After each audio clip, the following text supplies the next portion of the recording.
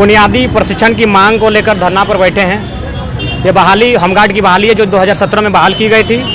और बहाली में जो भी प्रक्रियाएं होती हैं, सबसे पहले दौड़ से प्रारंभ होती है, हाई जंप, लॉन्ग जंप, उसके बाद मेडिकल, फिर लिखित इम्तहान हुआ, फिर जाके थाना वेरिफिकेशन, आपका बॉन्ड भरा गया, बैंक अकाउंट भी खुल गया है। उसके बाद 735 अभ्यर्थी चयनित होकर बाहर भी आए हैं, लेकिन अभी तक उनको बुनियादी प्रशिक्षण नहीं दिया गया है। और हमारी मांगे यही हैं कि हमें जल्द से जल्द बुनियादी प्रशिक्षण के लिए भेजा जाए, और विशेषकर मीडिया बंधुओं के माध्यम से, क्योंकि लोकतंत्र के 4 स्तंभ में हम लोग 2 स्तंभ से गुजर चुके हैं। विधायिका और कार्यपालिका हमें निराश कर चुकी है।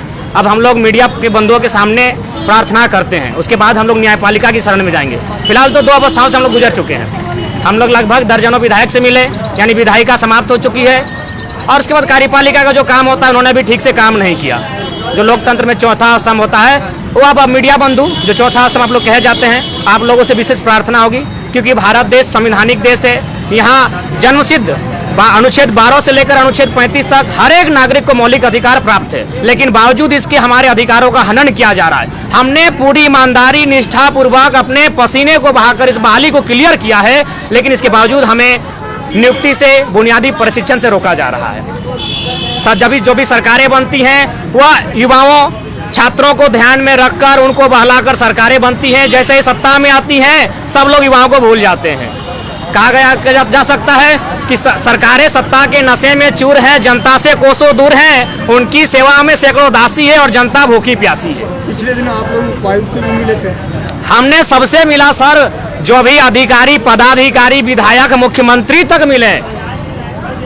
मुख्यमंत्री बदला, डीसी बदला धनबाद का, एसएसपी बदला, लेकिन नहीं बदला है तो हमारा भाग्य अभी तक नहीं बदला है। वही हताशा, वही निराशा, वही पीड़ा को हम लोग 4 साल से झेल रहे हैं। जो कि हमारा अगली रणनीति हमारा आमरण अनशन होगा। अगर उस पर भी नहीं सुनवाई होगी तो हम लोग आत्मदाह तक जाएंगे, लेकिन चूंकि हमारा अधिकार है हम लोग नहीं छोड़ेंगे। हम लोग लड़ेंगे उदास मौसम को बदलने के लिए, हम लोग लड़ेंगे खुद पर हो रहे शोषण के लिए। न हाथों में तलवारें होंगी, न बंदूकें होंगी, हमारे पास केवल विचार होगी जो संवैधानिक होगा। संवैधानिक स्तर से हम लोग लड़ेंगे।